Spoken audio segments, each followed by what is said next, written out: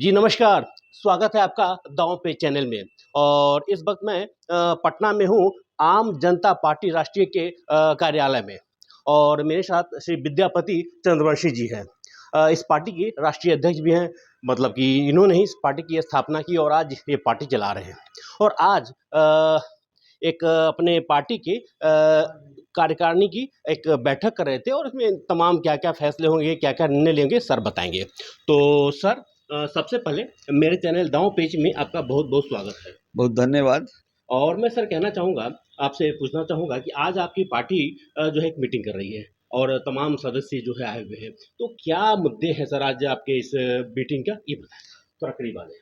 देखिए कि आम जनता पार्टी राष्ट्रीय जो है कई मुद्दों पर जो है सो आज निर्णय ली है और कार्यकारिणी की बैठक में, चूँकि आज की जो परिस्थिति है ये हम लोग अति पिछड़ा समाज की बात यदि करें तो उस विषय पर इस बैठक में निर्णय लिया गया है कि जो केंद्र सरकार है या बिहार सरकार है, दोनों सरकार जो हैं वो अति पिछड़ा समाज से वोट तो ले रही है, लेकिन कहीं न कहीं उसका हक देने के बदला छीन रही है। अगर उदाहरण समेत भी हम आपको बताना चाहेंगे और ये भी बताना चाहेंगे कि जैसे रोहिणी आयोग का गठन जो है होना चाहिए था, रोहिणी आयोग का जो प्रस्ताव था वो लागू नहीं हुआ। आज 14 बार विस्तार हुआ, केंद्र सरकार उसको ठंडे बस्ते में डाल के बैठी हुई है। क्यों कर रही है ऐसा? इसलिए चूंकि इसका लाभ अति पिछड़ा समाज को होगा, तो उसका काम नहीं हो रहा। फिर चले आइए कि आज लोकसभा में सीट को बढ़ा करके 800 सीट करने की बात हो रही है। आज उसमें जो 33% महिलाओं को आरक्षण देने की बात हो रही है, उसमें हम लोगों का मांग है कि 33% पिछड़ा वर्ग को वर्गीकृत कीजिए उसमें। जी सर, वर्तमान में जो सरकार चल रही है केंद्र में या प्रदेश में भी बिल्कुल फुल फंक्शनली चल रही है, अच्छे ढंग से चल रही है और उनको हर जाति, हर तबके के लोगों का समर्थन भी मिल रहा है। ऐसे में जो आपकी मांग है कि अति पिछड़े समाज को अभी न्याय मिलना चाहिए, उनको भी उनका हक मिलना चाहिए और हिस्सेदारी मिलनी चाहिए। तो सरकार तो अपनी तरफ से योजनाएँ बना ही रही है और सरकार तो अपनी तरफ से तमाम तरह की जो है, जो भी काम है वो कर ही रही है, तो फिर आपको क्या आपत्ति है सर? मैं तो आपसे उदाहरण समेत दे रहा हूँ ना कि आज रोहिणी आयोग लागू नहीं हुआ, 14 बार विस्तार मिला, लेकिन जब आगे आरक्षण देने की बात थी, 10% आरक्षण लागू करना था सरकार को, तुरंत लागू कर दिया गया। लेकिन जो काम सरकार को नहीं करना है वो तो दिख रहा है कि रोहिणी आयोग को आज तक लागू नहीं किया गया। अब ये भी आपको दिखेगा कि 800 जो सीट लोकसभा का होगा, उसमें जो महिलाओं को 33% आरक्षण दिया जाएगा, उसमें कितने पिछड़े वर्ग की महिला आएगी, कितने अति पिछड़े वर्ग की, उसके लिए तो आपको वर्गीकृत करना होगा।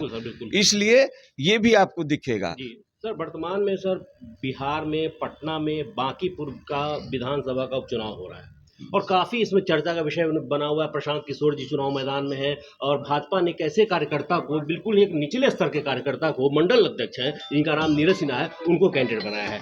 और इसके अलावे सर प्रशांत किशोर, इसके अलावे जो है रेखा गुप्ता जी और तमाम तरह के तो गहमा-गहमी बनी हुई। इस पर सर आपके?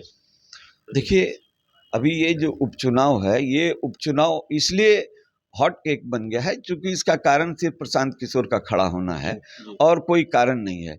लेकिन अभी वर्तमान में केंद्र सरकार ने एक ही निर्णय लिया है जो यूजीसी का मामला था, जिसमें इक्वल डिस्ट्रीब्यूशन जो हक अधिकार छीनने की बात थी और वो मामला खड़ा जब हुआ था तो उस मामला में केंद्र सरकार ने ये यूजीसी का मामला जो था सो आपको भी जानकारी में है और मैं आपको बता दूं, उस कारण से जो सवर्ण समाज के लोग थे कहीं न कहीं भारतीय जनता पार्टी से नाराज चल रहे हैं।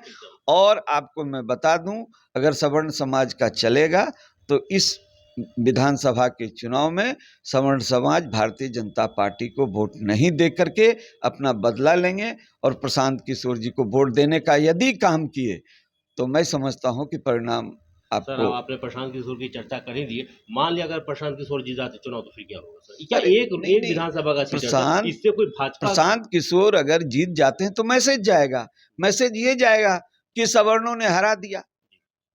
तो सवर्ण तो यही चाह ही रहे हैं कि ये मैसेज जाए कि हमने हरा दिया। तो इसलिए ये समझने की बात है कि इसका मैसेज यही जाएगा और यही मैसेज कोई देना भी बिल्कुल चाहते सर, थे। ठीक है, ठीक है। और जहाँ तक बात आज हमारे बैठक की है, जी। उसमें हम लोगों ने यह भी निर्णय लिया है कि अगर सरकार से हम लोग मांग भी कर रहे हैं कि जो अति पिछड़ा अपराध निवारण अधिनियम है उसको बिहार में लागू किया जाए, जिससे अति पिछड़ा समाज की जो हत्याएं हो रही है वो रुके कम जी, से तो कम। मतलब लब्बो लुआब ये रहा सर कि आज की पार्टी का जो ये जो आपने जितने मुद्दे गिनाए, ये सब इन्हीं मुद्दों पर, इन्हीं बिंदुओं पर चर्चा हो रही है। हाँ, निश्चित। जी। और हम लोग सड़क से सदन की लड़ाई लड़ने के लिए फिर पार्टी तैयार हो रही तैयार हो है। यानी आने वाले मतलब विधानसभा में आने वाली समय में हम देखेंगे कि जी, आपकी पार्टी भी जो है वो सड़कों पर आंदोलन कर रही है। निश्चित, निश्चित। तो आपने सुना विद्यापति चंद्रवंशी जी को, ये अमूमन आम जनता पार्टी राष्ट्रीय के राष्ट्रीय अध्यक्ष हैं और आज ये इन्होंने बताया तमाम मुद्दे जो आज इनके पार्टी के लोगों के साथ बैठकर ये डिस्कस कर रहे हैं। तो देश और दुनिया की तमाम खबरों को जानने के लिए देखते रहिए दांव पेच। नमस्कार।